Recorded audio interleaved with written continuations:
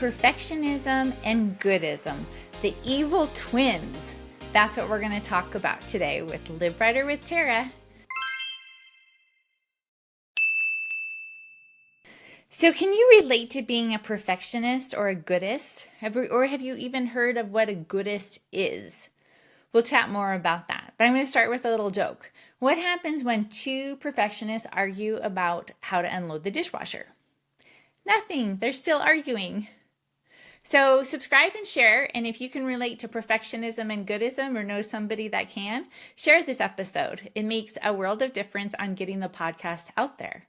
So what is perfectionism? Perfectionism is that there is a right way to do things, and we get our identity with things needing to be perfect. There's a need to perform, and perfectionists are perpetually either hard on themselves, which is usually the case, or arrogant because they think they've accomplished their perfectionism and that they're doing a pretty good job. And, it's interesting that a lot of this is like, where does it come from? Well, a lot of it comes from how we were raised and how our subconscious decided was a good way of doing things. We'll talk more about that. Goodism. So this was a term that I wasn't familiar with. And honestly, I probably could have related to a perfectionist, but I was definitely more of a goodist. And a goodist is similar, but the idea is instead of the perfect way, there is a good way to be and do. And it's like there's a good measuring stick, and I, always working on it. A goodist usually likes to obey laws and rules, and usually our rules. And so for me, as an overly kind girl, recovering obviously, I had a lot of goodist rules, which was like, don't express anger, act with kindness, tolerating bad behavior is very Christian, be gentle, serve others more than yourself, don't, let others be more important. So I had a lot of goodism rules. So what's the challenge with that? Both perfectionism and goodism is like a triangle. So one side is perfectionism, the other side is goodism, and at the apex, it's like we're working to get to the apex of the triangle, which is that we are good enough, we're worthy, we are enough. And so it's always a striving, and it's very rigid, it's very performance-based, and it has underlying beliefs that constantly motivate it to strive and be perfect and be good. The problem is it doesn't serve us long-term. And they may have helped us short term. It may have helped us as we were kids. It may be something that we adapted to. But long term, neither of these traits are helpful. That's why I call them the evil twins, because they look great and good from the outside, but internally and the outcomes is very harmful to us. So let's talk about that. So what are the problems with being a perfectionist and a goodist? Well, the problem is it's exhausting. It's freaking exhausting. It's very difficult to meet our standards, and it's very burdensome. It's very loaded. So both of them, perfectionist, good, is very burdensome. Secondly, it's not good on relationships because both have their own measuring stick, and it's easy to be very judgy about it. It's very work-based. A lot of times if we are identified as a goodist or a perfectionist, it's very difficult for us to apologize or to be wrong because we've put our identity in being a perfectionist or a goodist. And so it comes against our identity.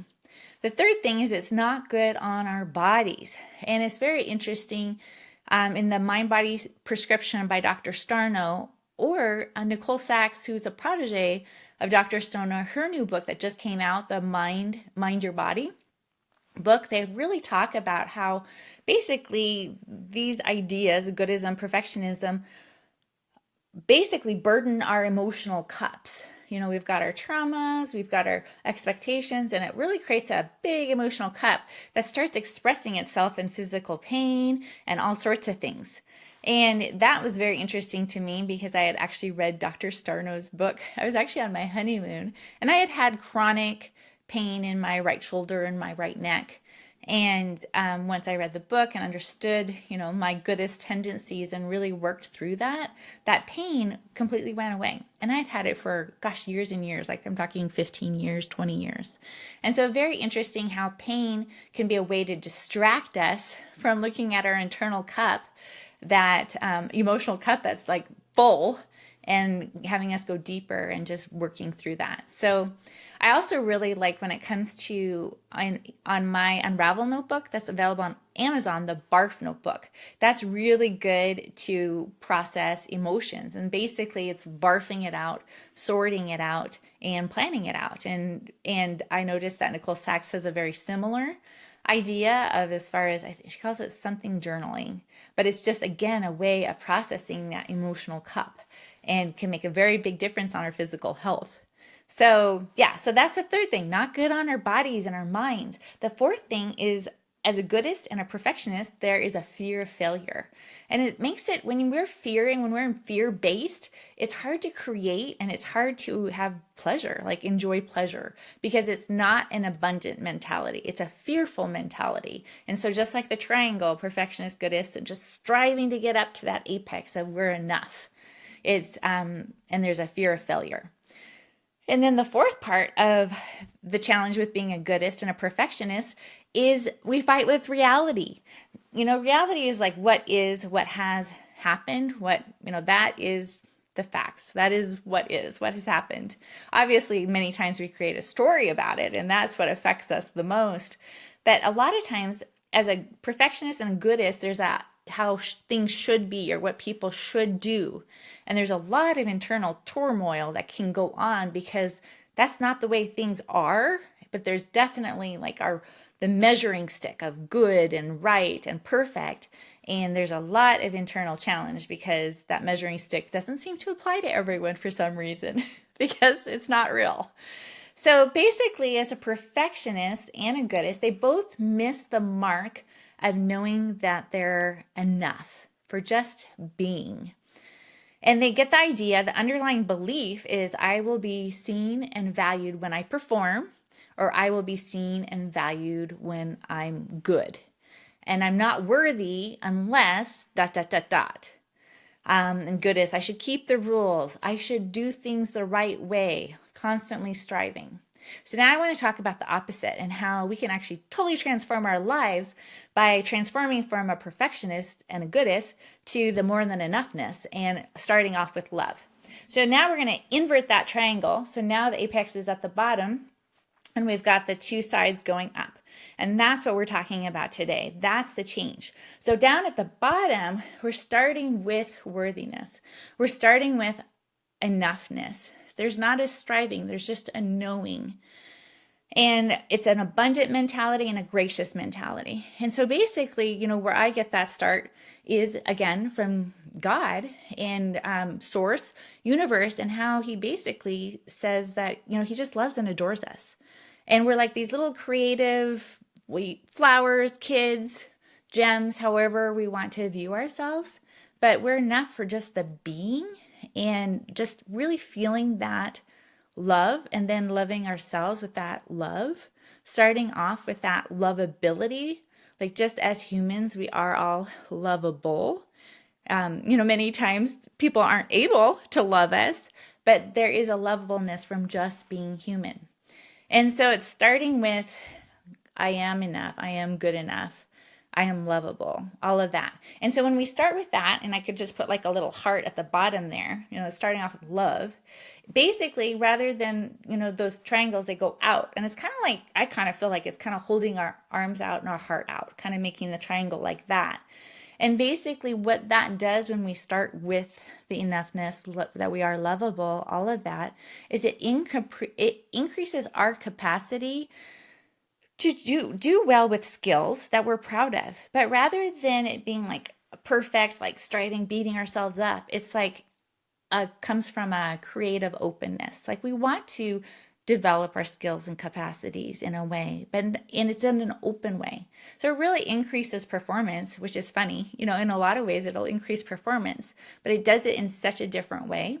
The second thing is it creates freedom and enjoyment of ourselves and others. When we start off that way, instead of the striving for the enoughness at the apex, we already are there. And so really it just makes things more open, and we kind of just know that we all suck, in some way, and we're all kind of on this human experience. But it just creates, when we can have a love for ourselves and a love for others, then it creates like a freedom and enjoyment of ourselves and others. The third thing is we just accept that we suck sometimes and we make mistakes and that we need to apologize and restore and learn from our mistakes. So it really, and our mistakes don't identify who we are, which is again just the opposite. It just says what we need to grow and learn in. Our emotional cups can get full without us really even being aware of it. But when our emotional cups get full, we can react rather than respond. We can be fatigued. We can feel burdened. We have struggle with sleep. We can have physical symptoms. And that's why I have the free Barf Notebook page for you. And it's a simple process done regularly where you're barfing out your thoughts, sorting them out, and planning them out. And it's a wealth of healing in that. So go ahead and check the link and have access to that free Barf Notebook process. Live brighter every day. The fourth thing is it just allows us to enjoy the gray and the individual differences. We don't have this, the people should be this way and all of that. It's just people are who they are and we don't have to be right. And there's just such a unloading of freedom and just a peace that comes with that. So again, I think what a good example of this and kind of cracks me up is if you look at the Bible, and if you don't believe in the Bible, it's great to look at as a historical wise text because there's so much that we can learn from it. But it's really interesting, like watching Jesus is how he acted with the Pharisees and the Sadducees. So the Pharisees and the Sadducees were the religious people of the day. And they had gotten the law and they were basically the perfectionists and the goodists. And they had strived to measure up and they had their stick and they told everyone else how they should be. And this is how you get to heaven and this and that. And Jesus kind of debunked the triangle, flipped it upside down and said, you're misunderstanding it completely. And he was very firm and clear with the Pharisees and Sadducees. He's like, you guys are a brood of vipers. And he probably didn't say it that nicely. It's like, you are a brood of vipers. You burden people and you don't even keep it. You just look like you keep it. You just try to look good. You take the best seats. And he just called it out. But basically, they were burdening everybody else with their rules and regulations and completely misunderstood the whole point of the law, which the law was, it had some very practical purpose, like, hey, you should wash your hands because actually, they didn't know this then, but it kept them from diseases. There's some very practical and very spiritual things about the law, but the whole point of the law was to say you're not enough and you need someone who is enough to reconnect you with God in a closer way. And instead they're like, no, we should be perfectionists and goodists and tell everyone how they should do it and let them all know that they can't measure up. And Jesus was like, he was way more connected with people that were prostitutes and tax collectors, which at that time were kind of the scum. They were not looked on well. And those were the people he embraced because they knew they weren't enough and they got that enoughness from realizing that they are loved and accepted by God rather than trying to measure up. So Jesus pointed them out to be more spiritual and more on track than the others. So he again shows how the striving, the perfectionism, the Goodism to get to enoughness, it's just to show it's going to hurt us. It's not good for us. And rather flip the triangle, have our arms open and start with our enoughness and our connectedness and go from there. So it's always interesting just to see that story because that is kind of a good analogy of how this all works and what it can do for us and just the freedom that comes from that. So that's really fun. So as a potential perfectionist or a goodist, if you can identify with any of those things, just go inward and find out what belief systems are you subscribing to? I have to do this because if I don't do this, it means fill in the blank. And then really you can be like, hey, I'm not going to subscribe to that anymore. I'm not going to subscribe to that belief. I know a lot of people that they'll say, oh, I'm just a perfectionist. Well, you don't have to be. You can choose to not. You can be like, yeah, I'm a recovering perfectionist, or I used to be a perfectionist. I used to be a goodist, but now I'm choosing to not be. And then kind of delve into that belief system that's perpetuating it. So that would be the first one is if you want to recover from this or if you want to be free from this, don't subscribe to it. And then if you find out that your subconscious is still so much integrated into that. That's why I do hypnotherapy, because that allows me to go with the idea and go to the past and where we decided it was a good idea and change it around to something that actually the person actually wants. So that is a really helpful thing because it goes to the subconscious. And so if your conscious and subconscious aren't aligning and you can tell, that's a good thing to do, because that's what I do is the conscious work with life coaching, and then I do a session on hypnotherapy on the subconscious and get those aligned, because then that is much more powerful when we're not like warring with ourselves. And then the second thing would be to nurture the enoughness. It's kind of like a seed. We kind of have to grow it. And so just nurturing that enoughness, and that can be done so many different ways. And I would just ask you, like, how could you nurture that enoughness? Some people could, like, I have the affirmations and you can get them on my website, and it's basically all backed by the Bible, and it's like, I am more than enough because of da da da da, and it's really affirming in that way. And so that was a great way. Like, I would put those around the house to remind me and to recreate, so that I started with enoughness. But there's different ways we can nurture that enoughness, by forgiving, forgiveness of ourselves, acceptance of ourselves, loving ourselves, treating ourselves with kindness, reconnecting with God and feeling like that love from Him. So there's different ways to nurture it. And I would just ask you, like, what do you need to do to nurture the enoughness? Sometimes it's just a decision. Sometimes it's, creating a practice. And so I would encourage you to do that. And that's something I think we always have to do, is like, nurture that, because it's easy to get out of that. And then just act in the enoughness. When you just know that, you start acting in it. I have to laugh because I did my own therapy on this, because as I said, I am a recovering Goodist. And as a recovering Goodist, I just constantly found value in being good. And so this sounds terrible, but my therapy was, I would make sure that I'm not telling you to do this, please don't do this. I would run a stop sign at least once a week. And obviously I did it in a safe way. But for me, the Goodist in me is like, we gotta obey the rules, we gotta stop, we gotta do that. And so I would purposely not do it, just to remind myself, yeah, I'm not good.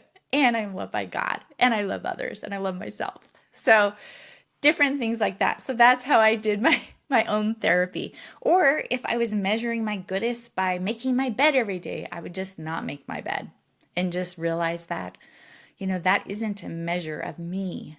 I'm enough without all of that stuff. And then I can actually enjoy doing those things from an abundant mentality, from a heart. So that's what we're talking about, the Goodist and the perfectionist, the evil twins, and encouraging us to take a look at ourselves and decide, do we want to subscribe? Do we subscribe to these beliefs without even knowing it? And where do we want to land in that? Because we can actually change, and we can live brighter 1% at a time. Make it a great day. Stay tuned for our next episode.